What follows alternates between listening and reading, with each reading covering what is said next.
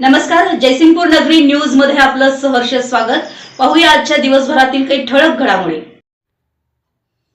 कोथळीतील अपघातग्रस्त कुटुंबाला जिल्हा बँकेकडून 2 लाखांच्या विम्याचा धनादेश प्रदान।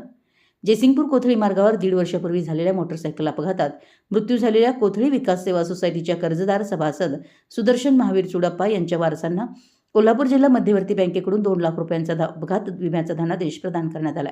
हा धनादेश आमदार राजेंद्र पाटील यड्रावकर यांच्या हस्ते सुदर्शन यांची बहीण सौ सुप्रिया वराटे यांनी कोथळी सोसायटीच्या कार्यालयात यांना देण्यात आला।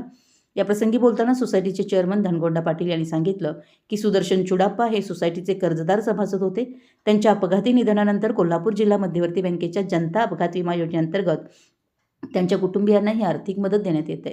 या मदतीमुळे कुटुंबाला काही प्रमाणात दिलासा मिळणार असल्याचं त्यांनी नमूद केलं। दरम्यान गत आठवड्यात कोथळीतीलच तरुण शेतकरी भाऊसू गारे यांचाही अपघाती मृत्यू झाला। गारे हे देखील सोसायटीचे कर्जदार सभासद असून त्यांच्या कुटुंबियांनाही या विम्याच्या योजनेचा लाभ मिळवून देण्यासाठी आवश्यक कागदपत्रांची पूर्तता करून जिल्हा बँकेकडे पाठपुरावा करण्यात येणार असल्याचं आमदार यड्रावकर यांनी सांगितलं। संबंधित कुटुंबाला लवकरात लवकर मदत मिळवून देण्यासाठी प्रयत्न करू अशी ग्वाही त्यांनी दिली।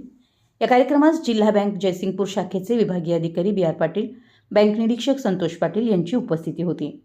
तसेच कोथळी विकास सोसायटीच्या वतीनं चेअरमन धनगोंडा पाटील यांच्या हस्ते आमदार यड्रावकर यांचा सत्कार करण्यात आला। यावेळी सोसायटीचे संचालक दिलीप पाटील, एमडी, अशोक बोरगावे, पोपट पाटील, संजय खवाटे, भीमा कांबळे, शीतल बोरगावे, जितेंद्र पाटील, सुरगोंडा होंजे आदी उपस्थित होते। कार्यक्रमाचं स्वागत एस.टी. पाटील यांनी केलं तर प्रास्ताविक संजय नांदणे यांनी केलं तर आभार सचिव कल्लापा हिंगमिरे यांनी मानले। आमच्या जयसिंगपूर नगरी न्यूज चॅनलला लाईक करा, सबस्क्राईब करा आणि हो, स्क्रीनवर दिसत असलेला व्हॉट्सअप नंबर तुमच्या मोबाईलमध्ये ॲड करा।